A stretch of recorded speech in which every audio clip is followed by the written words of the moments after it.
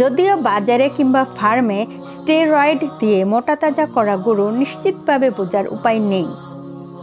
এ বিষয়ে veterinary medicine বিশেষজ্ঞ professor doctor Mohammad Ariful Islam বলেন, যে গরুগুলো অস্বস্তি বোধ করবে, দেখতে ক্লান্ত লাগবে, দেখতে অনেকটা মনে হবে যে খুব দুর্বল, সেগুলো হয়তো আপনারা ভাবতে পারেন যে না, এগুলো স্বাভাবিক গরু নয়। এছাড়া আমরা যদি স্টেরয়েড দিয়ে ব্যবহার করে যদি গরু মোটা তাজাকরণ করা হয়ে থাকে, সেই গরুগুলো স্বাভাবিকভাবে বেশি গরম সহ্য করতে পারে না, অল্পতেই তারা ঘেমে যাবে এবং তাদের শ্বাস প্রশ্বাসে কষ্ট হবে, সেই গরুগুলো হাঁপাবে, একটু হাঁটার পরে সেই গরুগুলো একটু ক্লান্ত হয়ে যাবে, তারা হাঁপিয়ে উঠবে। ডেক্সামিথাসন ইউজ করে যে সমস্ত গরু মোটা তাজাকরণ করা হয়ে থাকে, আপনি যদি সেই গরুর চামড়ার উপরে হাত দেন, এবার হাত দিয়ে দেখবেন মনে হবে যে চামড়ার নিচে কোনো কোথাও হচ্ছে পানি জমে আছে, একটু থলথলে মনে হবে। আপনি আঙ্গুল দিয়ে একটু প্রেশার দিলে আপনার এখানে একটি ডিপ্রেশন তৈরি হবে, সেক্ষেত্রে হয়তো আপনি বুঝতে পারেন যে হ্যাঁ, স্টেরয়েড ড্রাগ ইউজ করা হয়ে থাকে।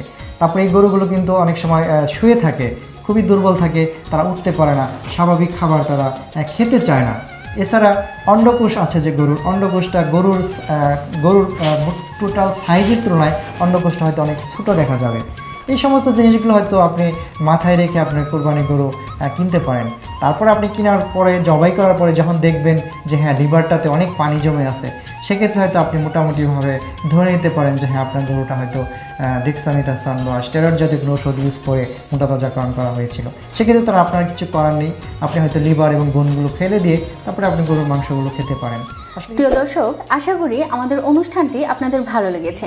আমাদের অনুষ্ঠানটি যদি আপনাদের ভালো লেগে থাকে, অবশ্যই সাবস্ক্রাইব করে আপনাদের বন্ধুদের দেখার সুযোগ করে দেবেন এবং আমাদেরকে উৎসাহিত করবেন। প্রিয় দর্শক, আপনারা ভালো থাকবেন, সুস্থ থাকবেন, অ্যাগ্রোয়েডের সাথেই থাকবেন। আল্লাহ হাফেজ। কৃষক যদি